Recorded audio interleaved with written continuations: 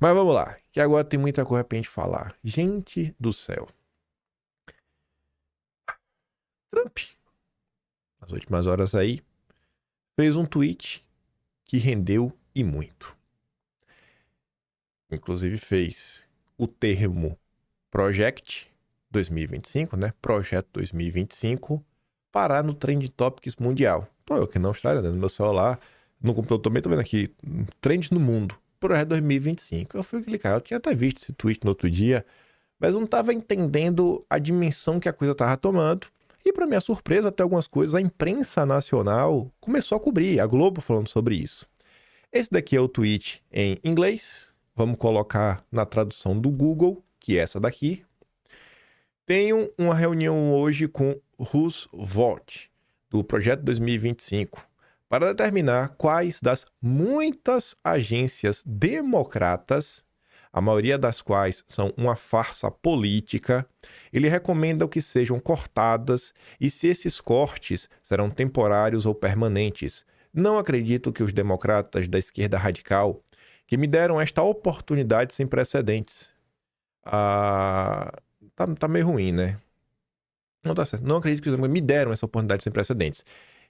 Eles não são pessoas estúpidas. Então, talvez esta seja a maneira deles de querer silenciosamente e rapidamente tornar a América grande novamente, né? Presidente DJT, né? Donald, sei lá, J, não sei o J do que Trump. Aí, vamos tentar entender o que é que tá acontecendo, né? Nos últimos dias, chegou num ponto que os Estados Unidos, diferente do Brasil, porque no Brasil fica sem orçamento, né? Aí fica sem orçamento, você não vota, né, a LDO, não vota nada e vai empurrando. Vai empurrando. Tanto que o orçamento do ano passado foi votado esse ano. Nos Estados Unidos não é bem assim. Se você não tem dinheiro, aí tudo para. Não tem dinheiro. E aí estava se discutindo isso, cara. A gente tem que passar aqui um projeto de lei para abrir espaço no orçamento, para fazer isso, para fazer aquilo outro.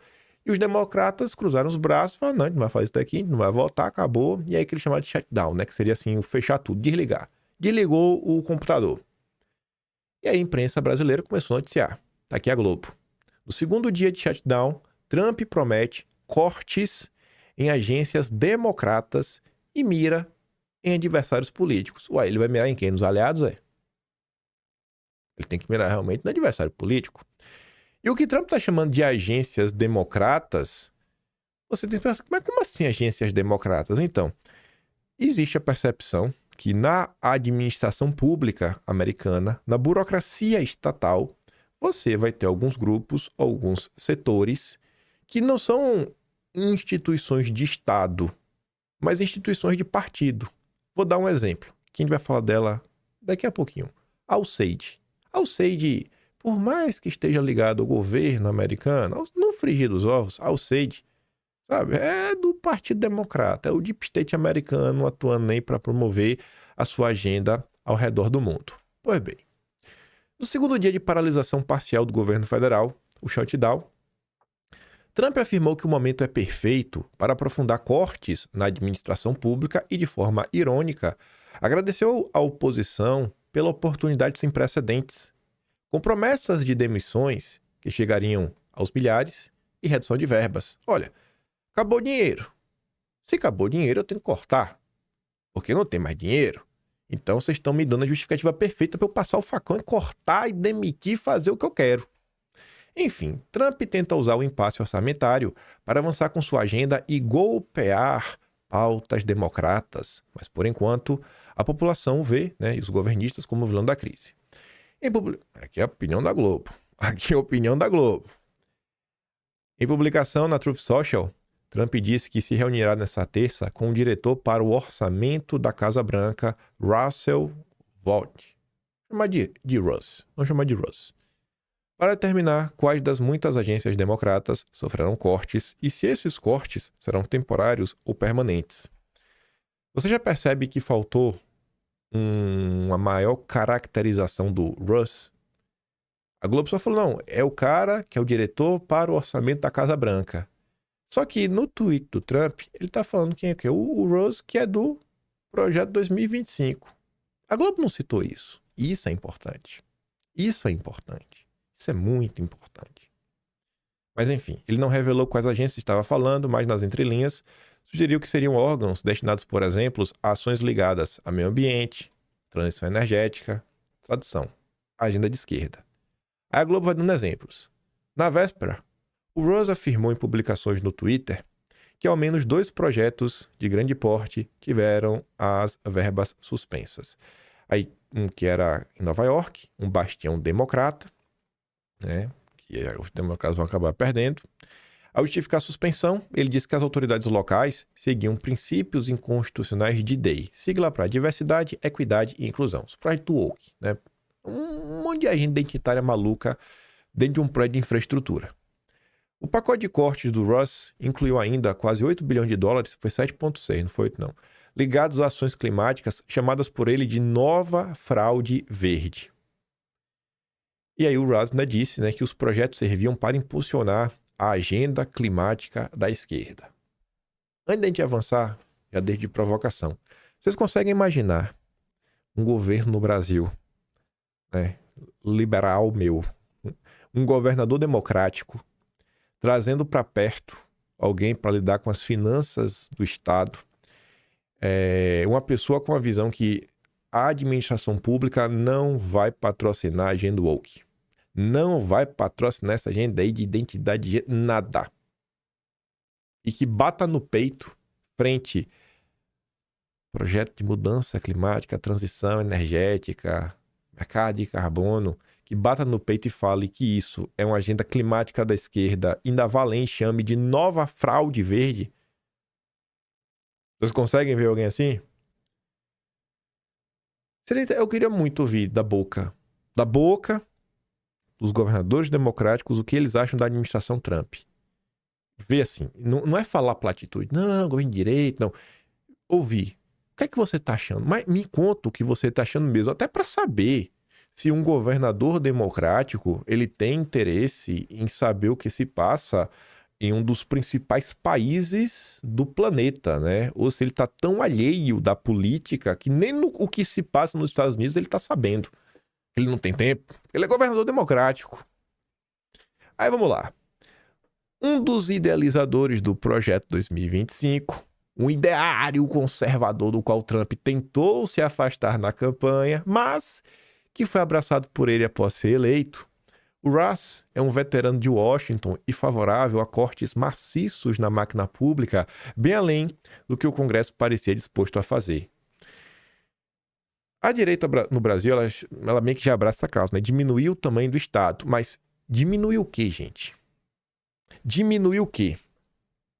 A gente tem que dar o próximo passo. A gente não pode ficar, sabe, igual barata tonta e com esse discursinho simplório. A gente vai cortar imposto. Boa. De onde? De onde que vai cortar? Vamos acabar com a mamata. De onde? Vamos reduzir o tamanho do Estado. Onde? Lá eles sabem onde eles querem cortar. E agora, finalmente, que cita para 2025, já a gente vai chegar a essa conclusão. Ele é um especialista sobre como funciona o sistema, afirmou ao Wall Street Journal o estrategista republicano Kevin Madden. Os democratas não suportam, mas privadamente, certamente, gostariam de ter uma versão dele em suas linhas. E eu também gostaria de ter no Brasil alguém desse que late aí dentro da direita. Quem na direita tem realmente o conhecimento da máquina pública, no sentido das contas públicas, capaz de se perguntar quanto o Brasil está pagando de juro, os políticos da direita já não sabem. Sabe quanto é que está se pagando de juro? Quanto se tem, sei lá, por ano de renúncia fiscal, benefício fiscal, que talvez seja de um lugar que você consiga atacar para sobrar dinheiro, né? Porque muitas dessas renúncias fiscais e benefícios estão indo para os campeões nacionais. O Zema mesmo apoiou um projeto desse lá em Minas Gerais, que, rapaz, de forma curiosíssima, ajudou o Salim Matar da Localiza, que é um dos empresários simpáticos e que fazem doações para membros do Partido Novo. Então, assim, você tem que conhecer esses números. E parece que o Russ conhece. E tá falando aí, o Trump falou que vai conversar com ele para cortar tudo. Ver quais são as agências que tem que cortar. E aí estão citando o projeto 2025. Mas vamos lá. Antes de adentrar um pouco mais no projeto, que não é a primeira vez que a gente fala dele aqui no canal, inclusive está no Atlas, de janeiro de 2024, A Kamala Harris resolveu falar sobre isso. O projeto 2025 era o plano de Trump para tomar o poder descontroladamente dentro do governo federal e restringir as liberdades dos americanos. E ele está implementando isso bem diante dos nossos olhos. O tweet do Trump machucou. A Kamala foi para cima. O governador da Califórnia, o estado mais à esquerda dos Estados Unidos, pelo amor de Deus, quem é Nova York perto disso? Quer dizer, também pode ser maior. Ele tá ali, ó.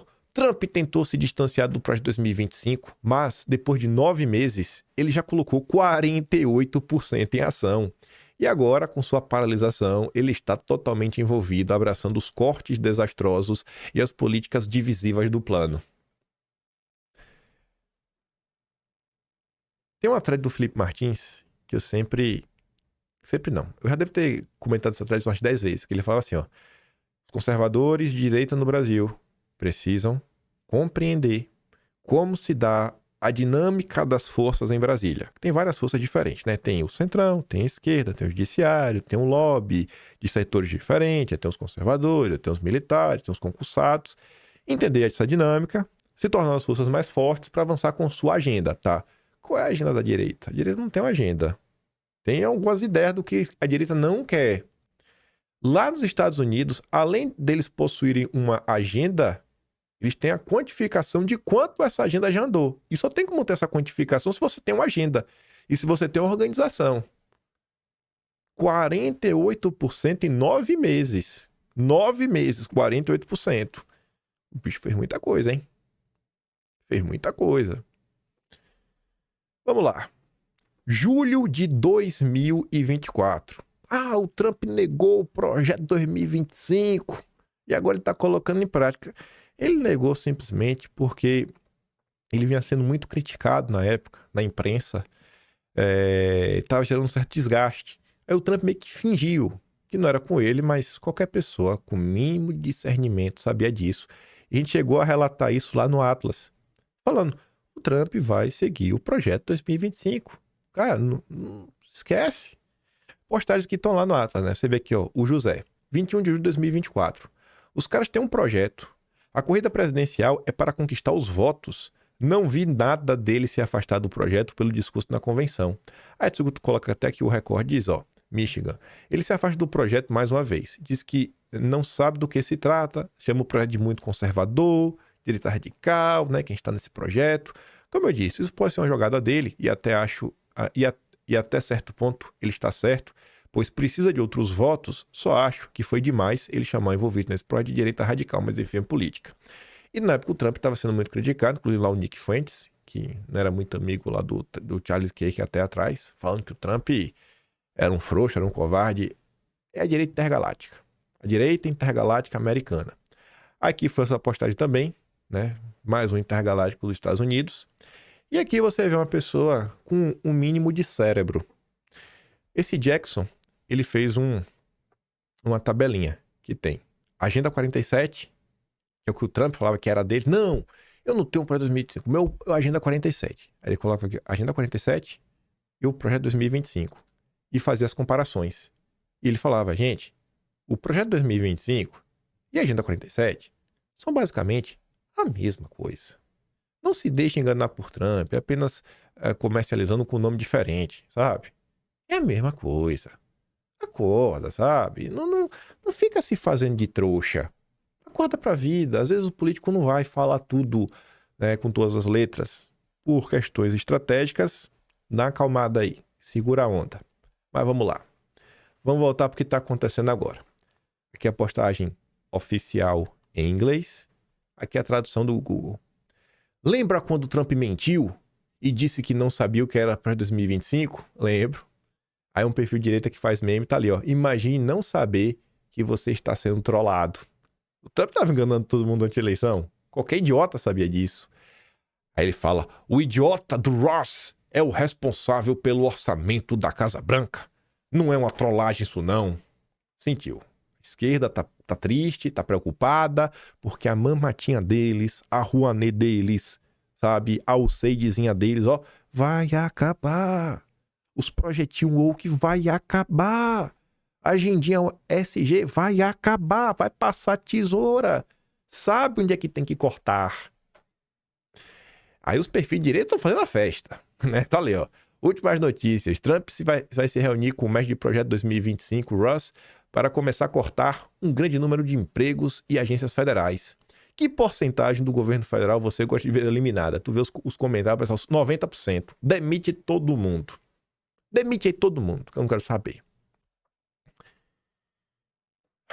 Os democratas vêm gritando não aos reis há meses, e com a paralisação de Schumer, eles deram ao Trump o poder de um rei divertido. E sim, o projeto 2025 sempre foi o plano porque ele salvará a nação. O projeto 2025 avançou mais rápido do que eu poderia imaginar, afirma o autor do livro sobre o ideário conservador nos Estados Unidos. A Globo entrevistou David Graham, que é um cara de esquerda, que lançou um livro, inclusive, já está traduzido por português. Veja como são as coisas. A direita brasileira sequer parou para ler o projeto 2025. A esquerda já leu, já fez a sua versão rebatendo e já publicou até em português.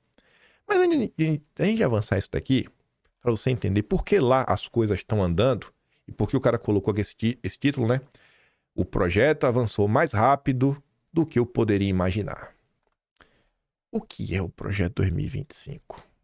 Tá aqui, ó. Se você pegar o Atlas de janeiro de 2024, você vai encontrar essa imagem e tudo mais. E no Atlas de janeiro de 2024, deixa eu ver se ele tá aberto aqui. Não tá, não. Deixa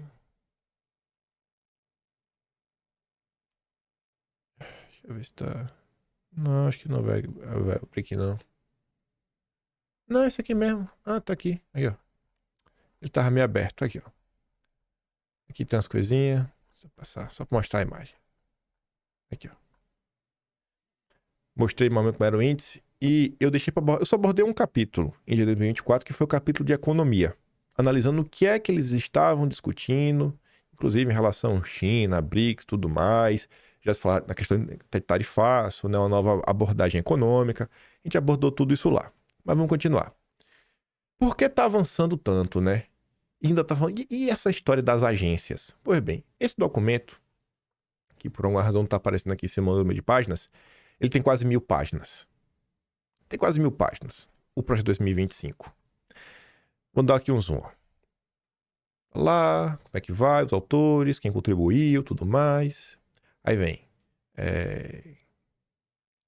Tomando as rédeas do governo. A primeira parte. Tomar as rédeas. É garantir que o poder está em suas mãos. Aí depois tem, né, a defesa do comum. Aí coloca várias coisas. O welfare, né, sei lá, o geralzão do que fazer para manter as coisas meio que funcionando. Que é a terceira parte. Só está dividindo em 3 partes. Aí vamos lá. Tomar o governo. Os caras começam falando do quê? Do gabinete da Casa Branca. Começando do núcleo duro e vai expandindo.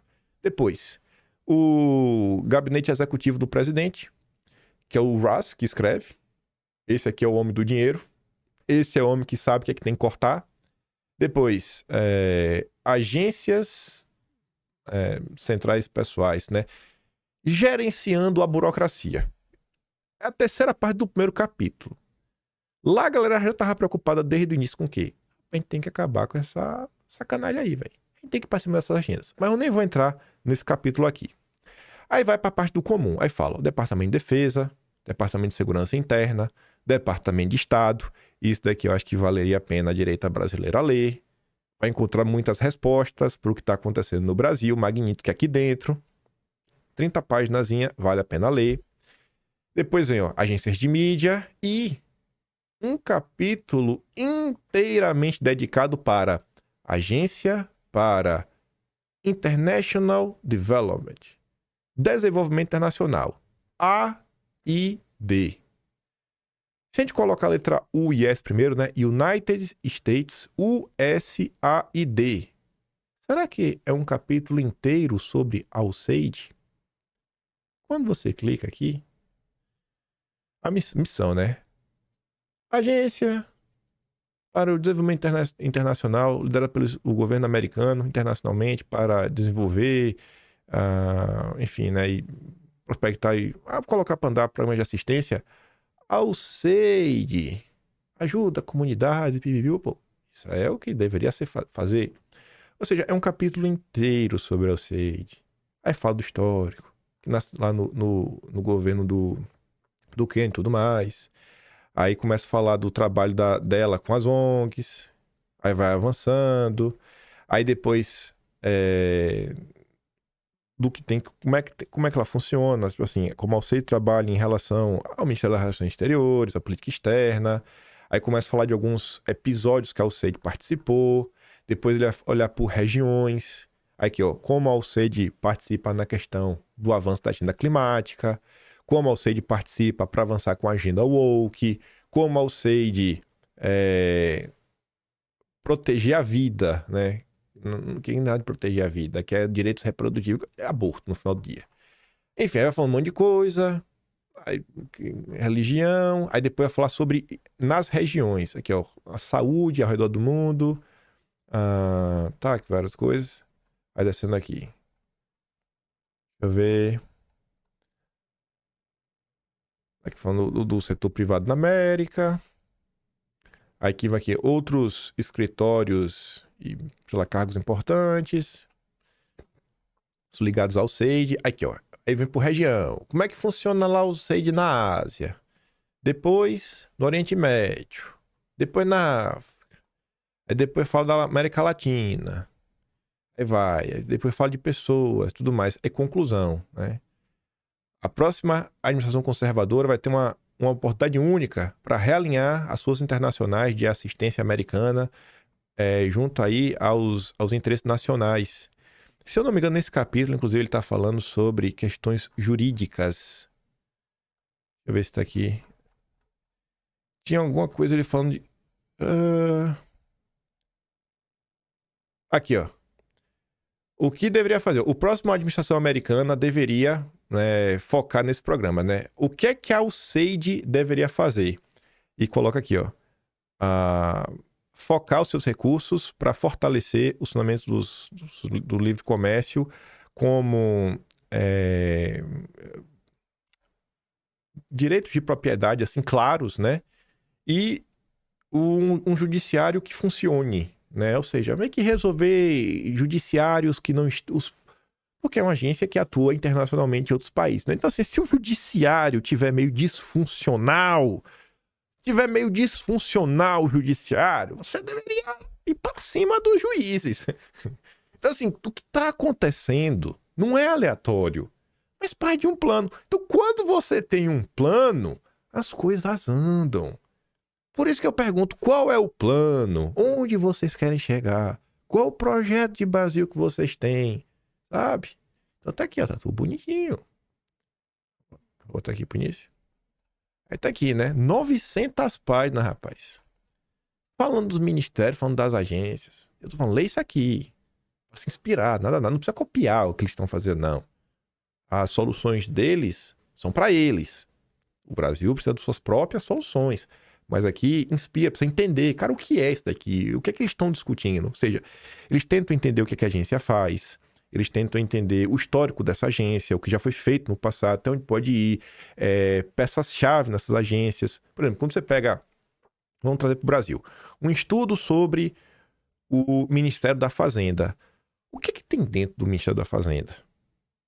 Aí você olha, pô, tem a secretaria disso, tem a secretaria daquilo outro, tem que ir lá e pô, isso aqui é carro-chave, isso aqui não é tão importante, não, isso aqui nem quebra muito a cabeça, mas esse cargo aqui a gente tem que realmente garantir que tem alguém nosso, 100% alinhado, pra gente conseguir avançar com a nossa agenda. Então, quando você tem um plano bem direcionado, você consegue avançar com esse plano mais rápido. E você consegue quantificar... Mal? E você consegue quantificar o quanto o seu plano está avançando. Aí é fácil, né? E depois ainda querem comparar Bolsonaro com Trump. Trump tá jogando no modo fácil. Bolsonaro não ganhou essa colher de chá. Antes desse shutdown, antes do Trump falar que ia chamar o Russ do projeto 2025, que o Trump pegou das peças centrais do projeto 2025 e colocou, tu vai cuidar do orçamento. Tu aí, que dedicou tua vida para entender como é que funciona a burocracia estatal, o orçamento do governo e conhece muito bem a máquina pública, tu vai cuidar do dinheiro, viu? Tu vai cuidar do dinheiro. Tu vai cuidar da Porta do Galinheiro. Aí, 4 dias antes, aqui a Globo foi entrevistar esse cara. Escreveu um livro, conto para 2025. Aí o que ele disse? Começa falando assim, ó. Eu não tenho nada a ver com o projeto 2025. Bradou, em meados de 2024, o Trump. Se referindo a um conjunto de ideias conservadoras capitaneadas pela Heritage Foundation, que vão desde restrições ainda mais amplas ao aborto até o fechamento de agências e departamentos federais como o da educação. Na ocasião, Trump tentava se desvencilhar dos aspectos negativos do plano usados pelos democratas para tentar demolir sua candidatura, só que o discurso não durou muito. Antes de tomar posse, pessoas ligadas ao projeto foram indicadas para cargos de confiança e suas primeiras ordens executivas traziam pontos defendidos pelos seus idealizadores. 48% avançou. O Trump já chegou na cadeira, ordem executiva assinando a 3x4, porque existia um plano. O Trump não é nenhum grande guru que tem as respostas para tudo, mas ele trouxe pessoas que claramente conseguem contribuir e ajudar.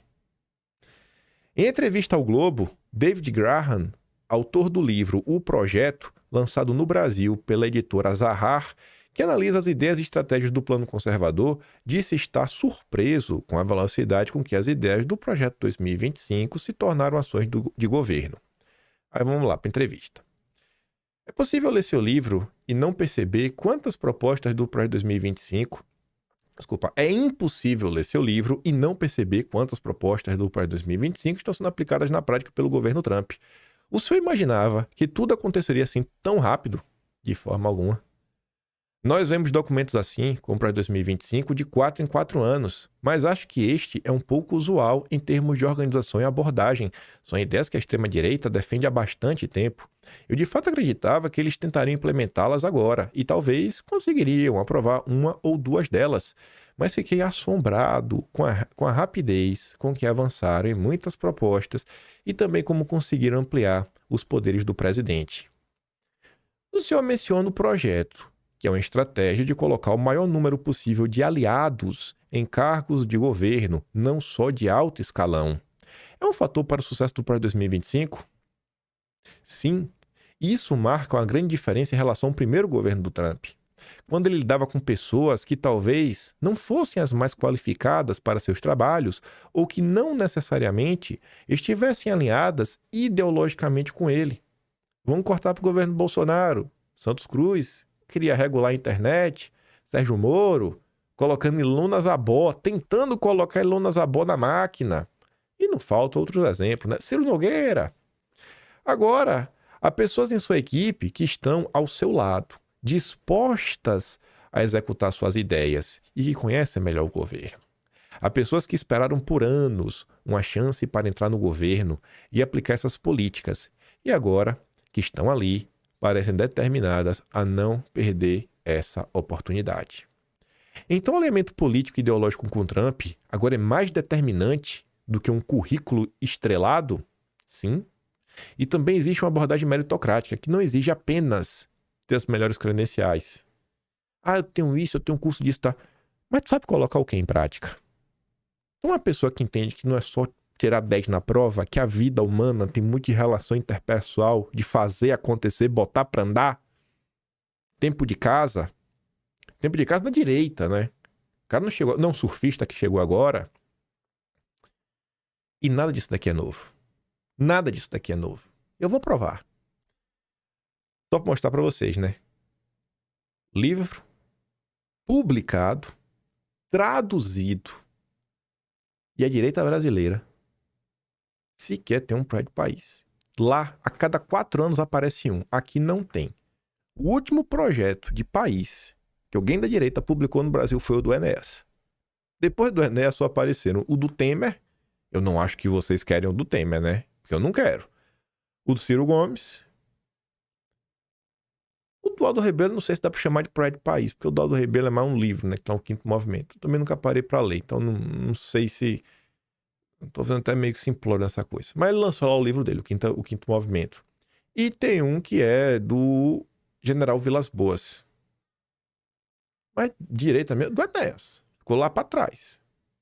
E a gente precisa fazer essa autocrítica, né? Enquanto a gente sequer tem... Enquanto a direita sequer sabe o que é um projeto, sequer se debruçou sobre o do Enéas, lá a cada 4 anos tem, e a esquerda já está lançando no Brasil a versão traduzida para o que fazer para combater o que o Trump está fazendo. Mas vamos lá. Vamos voltar para quantificação. Por que o projeto de 2025 é perigoso? Não é apenas mais um documento de política. É um projeto de 900 páginas criado para transformar a presença dos Estados Unidos em um poder quase ditatorial. Pronto. É um esquerdinha, né? Um petista americano. E se isso for implementado, a América não será a mesma. Ou inveja, viu? Ou inveja que eu tô. Aí vamos dar uma olhada. Isso daqui tudo, gente, é de janeiro de 2024. Eu não quis nem pegar o que eu abordei em vídeo, os cortes bonitinhos. Eu peguei só o recorte do Atlas, para vocês verem. Você entrava no site oficial e tava assim, ó. Construindo agora para uma vitória conservadora através de políticas pessoal e formação. Contudo, distante de uma visão e conclusão enviesadas, seria pertinente analisar a fonte primária. Porque antes disso daqui a gente comentou sobre o que estava sendo na imprensa na época, sobre o 2025, sobre a página da Wikipedia. A gente estava, enfim, é um dossiezinho básico. No site, o plano era apresentado da seguinte forma: não basta que os conservadores ganhem as eleições. Se quisermos resgatar o país das garras da esquerda radical, precisamos tanto de uma agenda governamental como das pessoas certas, prontas para levar a cabo esta agenda no primeiro dia da próxima administração conservadora. Corta para o Brasil. Em 2022, elegemos várias pessoas. Das pessoas que foram eleitas para o cargo de governador, alinhadas à direita, quantos realmente colocaram para andar o projeto que começou com Bolsonaro? Que realmente abraçaram uma briga. Vamos mudar o Brasil. Vamos realmente botar para essa esquerda radical passar nervoso. Quantos? Ninguém, né? Porque nenhum é radical. Todos são governadores democráticos. Este é o objetivo do projeto. Ele se apresentará em 4 pilares que coletivamente abrirão caminho para uma administração conservadora eficaz. Perceba-se que havia uma preocupação nítida sobre a eficiência de um governo conservador, especialmente diante da estrutura e da necessidade de aglutinar pessoas para dela fazerem parte. Novamente, o Brasil era um exemplo claro desse problema exposto. Quantas vezes o então governo Bolsonaro teve dificuldade em conseguir pessoas para ocupar postos de base na estrutura governamental? Por quantas vezes isso foi motivo de boicote a projetos e planos dos mais variados ministérios? Isso aqui começa na página 312 do Atlas, janeiro de 2024. Aí vai lá. O cara que organiza, né, o cabeça organizador do projeto é o Kevin Roberts. Inclusive, você vê aqui o nome dele. Ó. Aqui, ó. Kevin Roberts. Olha aqui, ó. Kevin Roberts. Ele aí. O cara que organiza. Depois de me ler provocar bastante desconforto com o seu inesperado discurso, ou próprio tem da voz, desta vez, quem fez os panelistas se ajeitarem na cadeira foi o presidente da Heritage Foundation, o Kevin Roberts. Vocês da elite são parte do problema. O cara foi lá para falar isso. Olhar no olho da elite globalista e falar: a gente tá indo atrás de vocês, viu? Estamos aqui porque vamos atrás de vocês. Os problemas enfrentados pelos Estados Unidos eram apontados não apenas por Vivek, mas também por Kevin Roberts, presidente da Heritage Foundation. Em um trecho de menos de 4 minutos, ele revelava as ações que seriam tomadas por um governo conservador assim que ganhasse as eleições e destacava que as elites políticas eram parte do problema. E por quê? Porque elas não enxergavam os mesmos problemas que o cidadão comum. Aí está aqui a entrevista. Uma entrevista que ele deu, né, que basicamente está o que ele falou em Davos. O que Davos pode esperar de um administrador republicano? Exclusivo para o The American Conservative, comentários de Kevin Roberts da Heritage Foundation.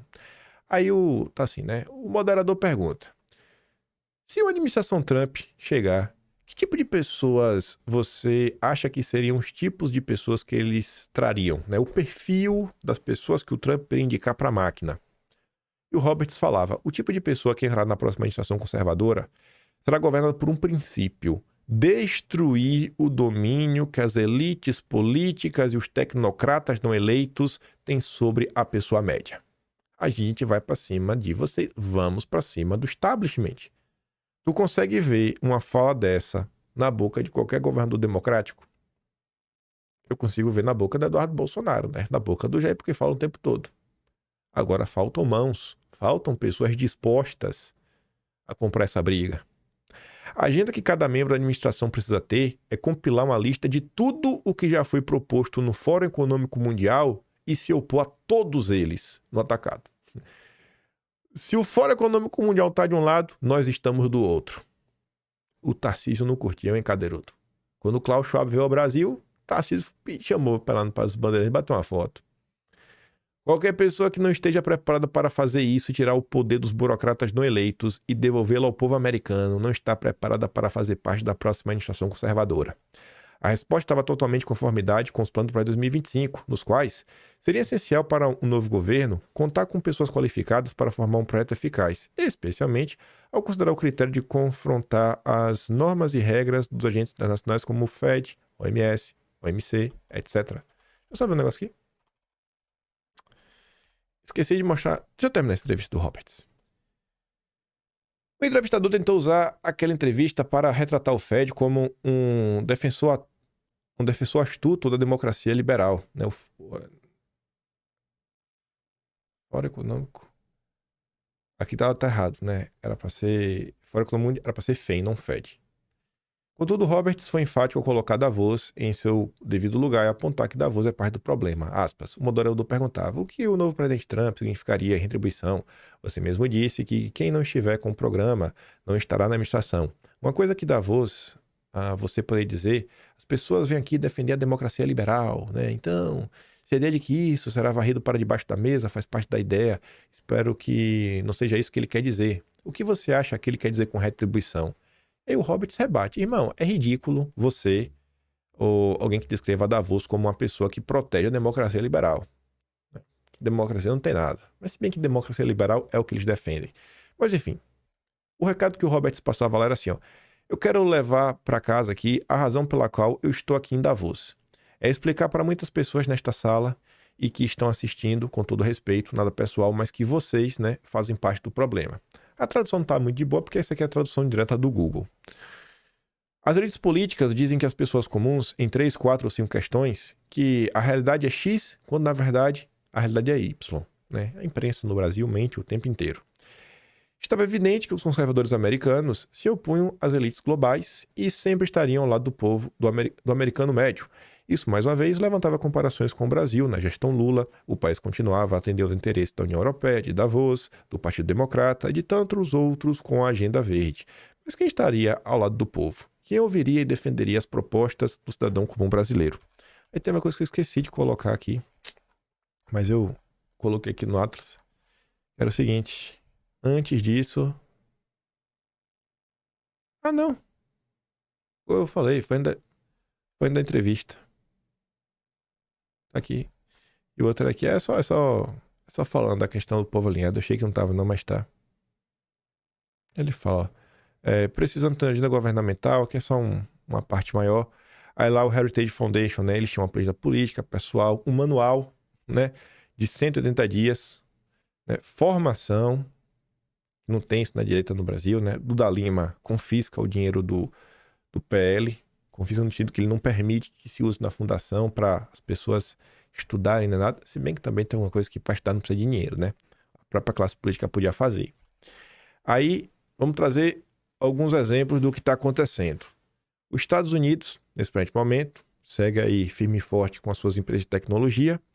A OpenAI, que é aí a criadora do ChatGPT, está planejando investir basicamente, né, usar 125 vezes mais energia. Tem uma capacidade 125 vezes maior em 8 anos. Imagine, por quê? Você precisa de muita energia. Porque são muitos computadores. Pensa o seguinte, são vários computadores ligados ao mesmo tempo para conseguir te dar aquelas respostas que você pergunta para o ChatGPT. Mas inteligência artificial não é só isso. Então, quanto mais poder de processamento, mais você consegue extrair e colocar para andar. Aí o Renato fala, né? Até 2033, a OpenAI projeta consumir 250 gigawatts de energia. É mais do que a Índia usa hoje e quase metade da matriz dos Estados Unidos. Seria como erguer dezenas de Angra 3 em menos de uma década. Dezenas, não é uma, não, são dezenas. A revolução da inteligência artificial pode não ser decidida por algoritmos, mas pela capacidade de garantir energia em escala. Tu pode ter o melhor algoritmo do mundo. Tu tem capacidade energética para entrar nessa treta? O Brasil, refém de compromissos ambientais e da lógica de que sua função é apenas preservar, não produzir, assiste do fundão da sala, enquanto a empresa privada já se organiza para disputar energia no nível de países inteiros. Aí tu olha pro Brasil. Tá tendo julgamento supremo, né, para saber se pode construir a ferrogrão. A Amazônia Azul, que mudou de nome agora para Logística e Infraestrutura, comenta.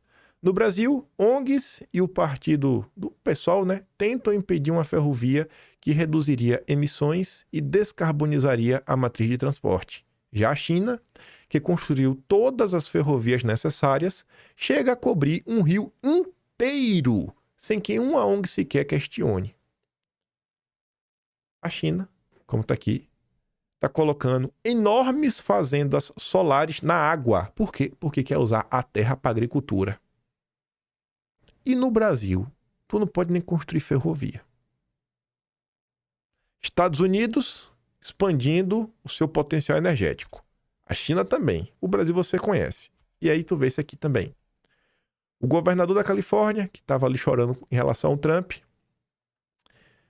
aparece com a Marina Silva. Nessa linha. Tá tudo resumido aqui, ó. Brasil ignora Trump e fecha acordo com Califórnia para energia limpa. Brasil e Califórnia fecham um acordo climático, desafiando políticas de Trump e fortalecendo energia limpa e mercados de carbono. Só que isso daqui não está restrito ao PT. A parceria entre os governos Tarcísio e Lula para capacitar municípios sobre mudanças climáticas. A Secretaria de Meio Ambiente de São Paulo lança curso para gestores municipais, em conjunto com o Ministério do Meio Ambiente. Tanta coisa, bicho, para gastar energia, tempo e dinheiro. Vai gastar com isso, Tarcísio? Tarcísio adora uma GNSG, hein? Para agradar o mercado. O estado mais industrializado do país, em vez de puxar o debate sobre energia, produção, desenvolvimento, reforça o mesmo discurso que trava a infraestrutura, encarece os investimentos e transforma o planejamento ambiental em ferramenta de controle político. Mas o que também... não, ainda tem esse aqui, ó. A turma dos Soros, patrocinando um caderno inteiro, né, sobre a democracia ateniense no New York Times. É assim que eles corrompem o sistema, metendo grana para defender a pauta deles por aí. Trump tá certo em investigar as atividades dessa organização, viu? Tem que passar o trator em cima. O que me traz grande alegria é que olhar o seguinte: o tempo está passando e por mais que a classe política no Brasil ainda esteja, sei lá, meio distante de um cenário ideal, que a gente tem um projeto mais claro, uma coisa muito mais organizada, nenhum partido a gente tem, o povão está se politizando. Ontem o Flávio Bolsonaro colocou uma fala e perguntou pro povo: o que é que o povo acha? Flávio Bolsonaro falou assim, ó: numa guerra, inimigo do meu inimigo é meu amigo. Você concorda? Responda aqui nos comentários. Aí eu fui ler os comentários. E a maior parte dos comentários estão discordando dessa fala. Gostei muito dessa do Moreira. Tenho que memorizar essa. Na guerra, sim. Na política, não. Na política, o inimigo do seu inimigo é seu concorrente. E isso passa por um problema. Muitas vezes, as pessoas ainda estão presas na ideia que quem comanda o Brasil é o PT. Sendo que o PT é só uma expressão do sistema. E como se a política fosse apenas dois lados. O PT de um lado e a gente do outro. E às vezes as coisas não são bem assim. Mas continuando. Aí a Flávia Fernando comenta: nem sempre. Porque o inimigo do seu inimigo não é seu amigo. É no máximo um aliado temporário que muito em breve poderá ser seu inimigo também. O MBL é um ótimo caso. Atsuki diz, não, porque nessa guerra, o inimigo do meu inimigo continua sentando com o meu inimigo. Quer um exemplo? Ciro Nogueira. Ciro Nogueira tá ou não tá ainda? Sentadinho lá, feliz da vida. O Rueda, falando que vai deixar o governo, mas ainda com reunião com Lula. Pelo amor de Deus. Presidente da Caixa, indicado pelo Arthur Lira do PP. Conversa mole. Rodrigo Maia se casando, tava todo mundo lá na casa do Rodrigo Maia, rapaz. A Anitta pergunta por que eu deveria concordar e coloca o Mourão como exemplo, que inclusive participou do golpe de 2022, né? Trazendo um recado da CIA. E continua. Petrópolis conservador. Nessa eu discordo. O inimigo do meu inimigo, quando não é meu amigo, continua sendo meu inimigo. E não tenha dúvida, mais cedo ou mais tarde, vai tentar me ferrar junto com o outro. O 10565 diz, o conceito ignora que as consequências ou objetivos de curto prazo raramente compensam os danos estruturais de longo prazo. O Vinícius diz, discordo.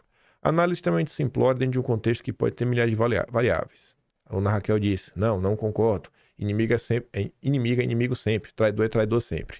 A Carolina diz, e foi assim que o MBL se juntou com o PT para tentar empichar Bolsonaro pai e estão pagando o preço da rejeição tem mais de 4 anos. A Manu diz, né? Essa fala é uma lógica de aliança temporária baseada em um objetivo comum contra um adversário. Mas essa união, ela não é sólida, já que as partes envolvidas podem ter outros interesses ou diferenças fundamentais que surgirão após a superação do inimigo em comum. O Altair também diz, nem sempre.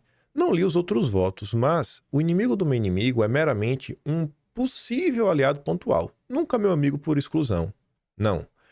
Seu aliado de hoje será o inimigo de amanhã. No pós-guerra, depois das alianças, vieram a divisão do mundo, da Coreia, do Vietnã, e continua a disputa até hoje.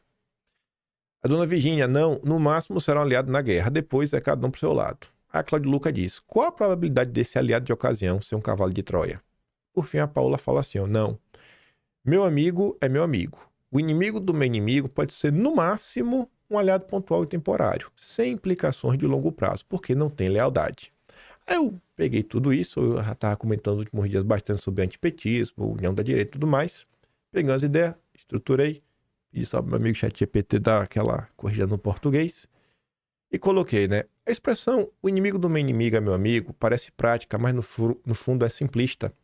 Ela parte de uma lógica imediata, que enxerga apenas o curto prazo e ignora nuances, contradições e interesses de médio e longo alcance. Ao reduzir a disputa, a política e disputas de poder a um jogo de dois lados fixos, acaba abrindo caminho para alianças frágeis e cheias de incoerência. Se olharmos para o bolsonarismo, dá para ver claramente como essa lógica se provou um erro. Primeiro, alianças oportunistas e contraditórias. Na tentativa de enfraquecer o PT, abriu-se espaço para figuras e grupos que nunca tiveram qualquer sintonia com os valores da base. Esses aliados úteis logo abandonaram o barco ou até traíram quando a conveniência falou mais alto. 2. Perda de identidade e coerência. A união com qualquer um que fosse contra a esquerda acabou diluindo a pauta original. Questões centrais como economia, segurança, cultura e educação foram deixadas de lado em nome de brigas momentâneas. Isso gerou desconfiança até dentro da própria militância. Terceiro, fortalecimento de falsos aliados. Muitos se aproximam só para surfar onda, fazendo carreira em cima do bolsonarismo, mas, no primeiro sinal de custo político, eles se afastam. E alguns se tornaram inimigos ainda mais perigosos, justamente por conhecer os bastidores. Quarto e último ponto, miopia estratégica. O ditado esquece que o inimigo do inimigo pode ser ainda mais nocivo. Em vez de somar forças, o movimento acabou servindo de trampolim para quem só queria instrumentalizar a pauta. Resumindo, aplicar essa máxima sem análise crítica gera alianças frágeis, incoerência e vulnerabilidade política. No caso do bolsonarismo, virou um bumerangue. Em vez de fortalecer, abriu espaço para oportunistas que, no fim, ajudaram a enfraquecê-lo. Para encerrar o vídeo de hoje, a gente falar um pouquinho do Jair Messias Bolsonaro. A gente não tem uma Heritage Foundation, a gente não tem um projeto de país, mas a gente ainda tem Bolsonaro. Eu tava passando, agora já era meia-noite 16 para vocês, né? Era de manhã para mim. Na verdade, 1h pouca da tarde para mim. Aí o Grilo postou essa thread aqui de Bolsonaro, que é de maio de 2019. E aqui eu queria que você não só prestasse atenção no que Bolsonaro tá falando, não presta só atenção nisso, mas faz um esforço agora. Sério, por favor, te peço, faz um esforço. Onde você estava em maio de 2019? O que você pensava em maio de 2019? Faça um exercício de consciência. O quanto você compreendia sobre a política em comparação ao que você compreende hoje. Faça essa reflexão e veja quem era o presidente da República. O seu amado presidente da República. E reflita se lá atrás, quando ele tentava te acordar, tu estava ouvindo o que ele tentava te explicar. Porque eu tenho certeza, eu aposto dinheiro que qualquer um de vocês, se fizer esse exercício, vai falar, cara, se eu tivesse lido isso daqui em 2019, eu não teria tido a mesma compreensão que eu tô tendo agora. E isso leva àquela conclusão, né? Primeiro que o quão ruim era o time que tava aí para ajudar o Jair. E segundo, né? O quanto a gente não soube aproveitar exatamente por essa inocência, por essa falta de amadurecimento. Mas o Jair falava o seguinte, mal tinha começado o governo, e aí eu já olho isso daqui, né, inclusive pensando no contexto. O governo nesse momento já estava tendo dificuldade para colocar, a gente estava correndo o risco, em 2 semanas, de ver a MP que redefiniu os ministérios caducar e aí voltar para o que era na administração Temer, porque o Maia não queria pautar. Tanto que 15 dias depois, dia 26 de maio de 2019, a direita foi para as ruas pela primeira vez. Isso nunca tinha acontecido no Brasil. A população ir para as ruas para apoiar o presidente eleito. O povo só ia para as ruas para pedir o presidente sair. Dessa vez foi diferente. Dessa vez o povo foi para falar, Bolsonaro, a gente tá aqui para te ajudar, cara. E o Jair falava assim, ó. Infelizmente, temos que passar grande parte do tempo desmentindo invenções que parte da mídia e a oposição fazem para desestabilizar o atual governo. Todos sabemos que seria assim. Há um interesse gigantesco na máquina pública e não é por preocupação com o futuro do país. A máquina é o que o Trump está tentando desmontar. O Jair também estava tentando desmontar.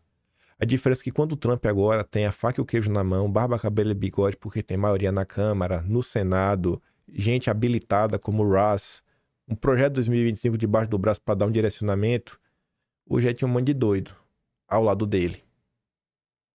Que nem para redividir os ministérios ele estava tendo força. Procura, lê o que aconteceu na época. Se tu quiser um vídeo que eu tô abordando isso, olha o episódio exatamente 1500, dossiê histórico da direita. Eu tô comentando sobre isso. Hoje, graças a Deus, temos a internet, que possibilitou que a população pudesse observar mais de perto e ter maior influência nas decisões, como sempre deveria ter sido. Isso frustra qualquer pretensão ruim, por isso tentam desanimá-los a todo custo. Se tornou o maior obstáculo. O povo se tornou o maior obstáculo. O Brasil de sempre, com os velhos vícios, levou os brasileiros a uma situação caótica, com pobreza, violência e desemprego. O establishment, que é o de sempre, porque não sente as consequências de suas ambições. Nós vamos mudar o Brasil, porque não fazemos parte do establishment. Tu lembra ali no projeto 2025? Agora acho que vai fazer até um pouco mais de sentido. Eu fiz questão de reler o objetivo. O Kevin falando, o Trump tá vindo para chutar a bunda das elites, dos não eleitos. A nossa preocupação é com o americano médio. O mito faz e o Trump copia, né? Convenhamos. O mito faz e o Trump copia. Se tem um arrependimento, foi não ter passado dar mais pano pro Jair, viu? Também não sei nem o que eu podia ter feito mais, mas com certeza todos nós poderíamos ter feito mais. Por isso precisamos, cada vez mais, que todos vocês estejam incluídos nesse processo. Cobrando, inclusive, no governo, mas cobrando se entendendo o que está acontecendo, não é cobrança maluca. E realmente procurar saber Se politizar não é lavar a alma. Para de lavar a alma.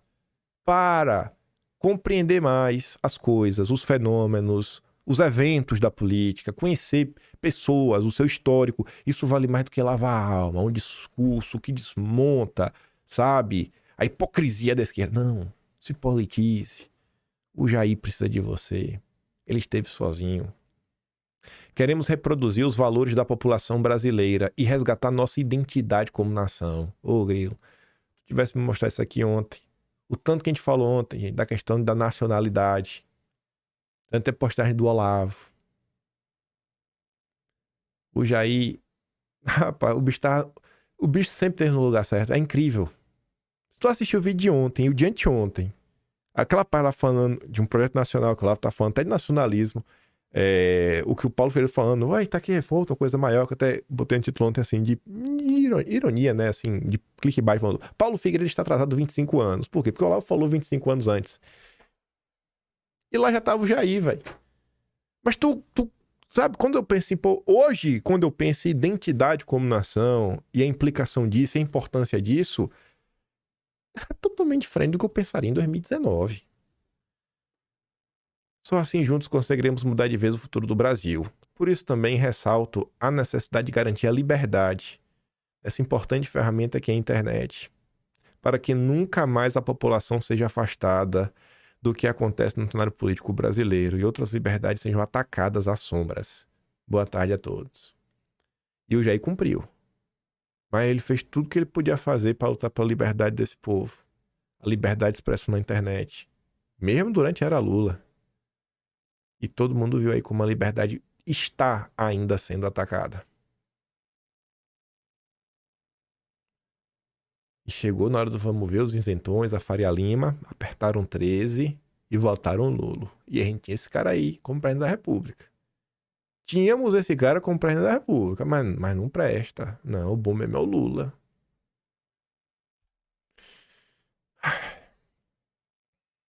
Você olha para os Estados Unidos, dá uma certa inveja, né? Mas você vê, falta muita gente no Brasil. Mas o material, a essência da solução, a gente tem. A gente tem a essência da solução. A sementinha já foi plantada. E não vou ser assim, falar foi só o Jair. Cara, é um processo, nasceu hoje também.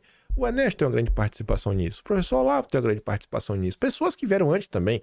É do Dom Pedro pra cá, gente. A gente tem que se encontrar com o país mesmo. Como diz lá o discurso do Eduardo, que segundo a Folha de São Paulo, ele foi influenciado por mim, pelo Aldo Rebelo. A gente tem que se encontrar com o povo, como nação, nos entender. Passado, presente, passado e presente, pra gente conseguir meio que manobrar aqui o futuro. É olhar pra história nacional, na sua amplitude mesmo, na sua complexidade. Olhar pra República Velha e entender. Pô, a gente tava comentando ontem, as pessoas eleitas sem fazer campanha, tava em Paris. Quantos de vocês sabiam disso? Sabe que a gente não conhece nossa história. E o Brasil, obviamente, já tomou medidas, porque é impossível você só tomar medidas que deram errado. Alguma coisa certa já aconteceu. A gente tem que conhecer. Temos que ir atrás.